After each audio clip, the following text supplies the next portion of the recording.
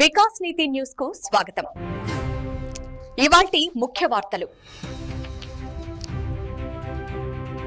Malkajgiri MLA మరి రాజశేఖర్ రెడ్డి గారు Hyderabad commissioner IPS ఏవి రంగనాథ్ గారిని కలిసి వినతిపత్రం సమర్పించారు.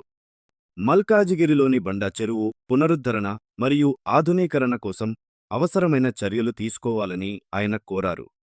చెరువులో పేరుకుపోయిన మట్టిని తొలగించి చెరువు పర్యావరణ వ్యవస్థను పరిరక్షించాలని ఎమ్మెల్యే సూచించారు.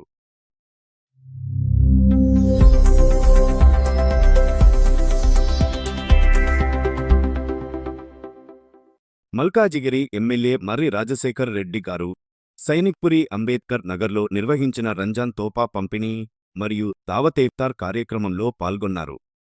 సంపత్ యాదవ్ ఆధ్వర్యంలో జరిగిన ఈ కార్యక్రమంలో స్థానిక ప్రజలతో కలిసి ఎమ్మెల్యే రంజాన్ పండుగ శుభాకాంక్షలు తెలిపారు. రంజాన్ పండుగ ఆత్మ అయిన ఐక్యత, దయ మరియు పంచుకునే భావనను ఈ కార్యక్రమం ప్రతిబింబించింది.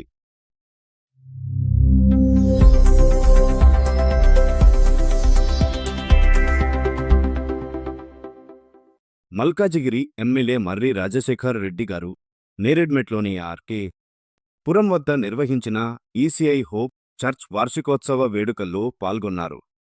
చర్చ్ నిర్వాహకులు మరియు విశ్వాసులతో కలిసి ఈ ప్రత్యేక కార్యక్రమంలో పాల్గొని వారికి శుభాకాంక్షలు తెలిపారు.